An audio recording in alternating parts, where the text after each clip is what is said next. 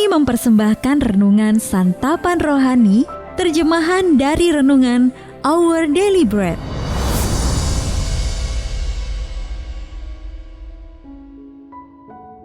Untuk menerima notifikasi video baru kami, silakan tekan tombol subscribe dan tanda lonceng di bawah ini. Sahabat ODB, pembacaan Alkitab hari ini terambil dari Pengkhotbah pasal yang keempat ayat yang ke-7 sampai dengan ayat yang ke-12. Pengkhotbah pasal yang keempat ayat yang ke-7 sampai dengan ayat yang ke-12. Kesia-siaan dalam hidup. Aku melihat lagi kesia-siaan di bawah matahari. Ada seorang sendirian. Ia tidak mempunyai anak laki-laki atau saudara laki-laki, dan tidak henti-hentinya ia berlelah-lelah. Matanya pun tidak puas dengan kekayaan. Untuk siapa aku berlelah-lelah dan menolak kesenangan?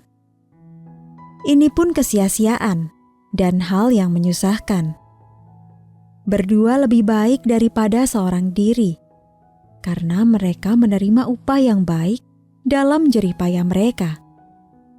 Karena kalau mereka jatuh, yang seorang mengangkat temannya. Tetapi wahai orang yang jatuh, yang tidak mempunyai orang lain untuk mengangkatnya. Juga kalau orang tidur berdua, mereka menjadi panas. Tetapi bagaimana seorang saja dapat menjadi panas? Dan bila mana seorang dapat dialahkan?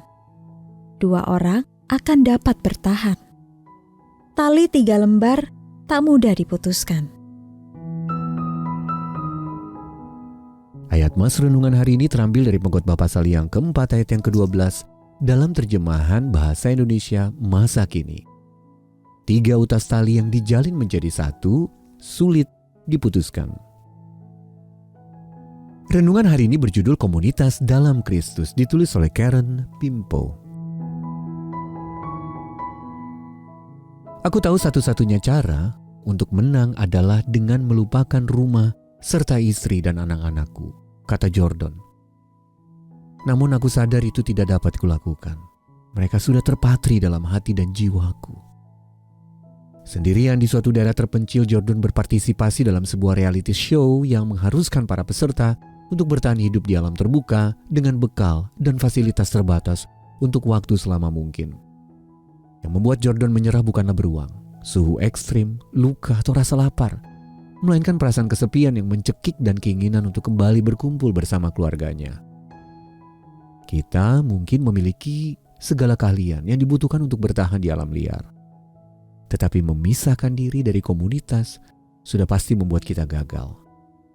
Menulis kitab Pengkhotbah yang bijak berkata berdua lebih menguntungkan daripada seorang diri kalau yang seorang jatuh dan yang lain dapat menolongnya. Suatu komunitas yang memuliakan Kristus meski tidak sempurna tetap memiliki arti penting bagi perkembangan kita. Kita tak akan mampu menghadapi pencobaan hidup di dunia ini jika kita berusaha menanganinya seorang diri. Seseorang yang berlelah-lelah sendiri akan mendapati bahwa kesusahannya itu sia-sia. Tanpa komunitas kita lebih rentan terhadap bahaya. Dan tidak seperti tali yang hanya selembar, 3 utas tali yang dijalin menjadi satu sulit diputuskan. Komunitas yang penuh kasih itu berfokus pada Kristus adalah anugerah yang tidak hanya dapat menyokong kita, tetapi juga memberi kita kekuatan untuk berkembang di tengah kesulitan yang ada. Kita sungguh membutuhkan satu sama lain.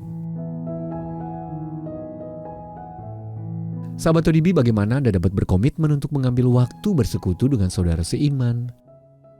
Lalu adakah seseorang di sekitar Anda yang terkucilkan dan perlu dijangkau? Mari kita berdoa. Ya Bapa, terima kasih atas komunitas yang Engkau anugerahkan. Bukalah hati kami untuk rela mengasihi dan mengambil waktu bersekutu dengan sesamaku hari ini. Dalam nama Tuhan Yesus kami berdoa. Amin.